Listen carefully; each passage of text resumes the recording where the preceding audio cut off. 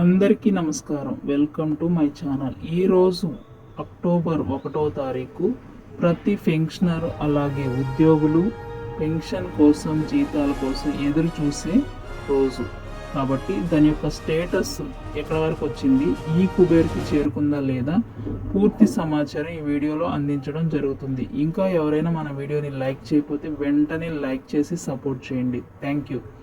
అయితే ఆర్బీఐ నుండి ఈ కుబేర్కి చేరుకున్నట్లుగా సమాచారం. Already waiting for fund clearance అనేది పేమెంట్ పెండింగ్ స్టేటస్లో చూపిస్తుంది.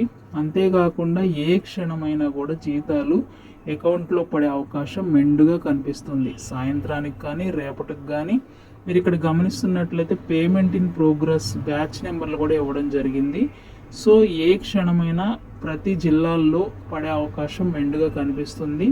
పేమెంట్ పెండింగ్ స్టేటస్ బ్యాచ్ నెంబర్లు రెండు కూడా ఇవ్వడం జరిగింది కాబట్టి ఏ క్షణమైనా జీతాలు పడే అవకాశం ఉంది. కాబట్టి మరి ముఖ్యంగా బ్యాచ్ నెంబర్లు ఉన్న పెండింగ్ స్టేటస్ అయితే ఏ క్షణానైనా కూడా పడే అవకాశం ఉంది. మిగిలిన బిల్లులు కూడా ప్రభుత్వం అమౌంట్ విడుదల చేసిన వెంటనే అన్ని బిల్లులు కూడా ప్రతి అకౌంట్కి ట్రాన్స్ఫర్ అయ్యే అవకాశం ఉంటుంది. కాబట్టి ప్రతి ఒక్కరూ ఈరోజు రేపట్లో ఆర్బీఐ విడుదల చేసిన వెంటనే కూడా జీతాలు క్షణాల్లో పడిపోయే అవకాశం ఉంది. ఉద్యోగస్తులు పెన్షనర్లకి కూడా ఈ యొక్క 4-5 రోజుల్లోపు మొత్తం క్లియర్ అయ్యే అవకాశం కనబడుతుంది. కాబట్టి ప్రతి ఒక్కరు కూడా జీతాల గురించి వరి అవ్వాల్సిన పని లేదు.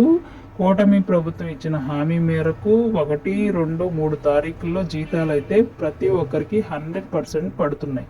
మీ జిల్లాలో పడిందా లేదా అనేది కామెంట్ చేయండి. ఒకరొకరు ఇన్ఫర్మేషన్ తెలుసుకోవడానికి అవకాశం ఉంటుంది.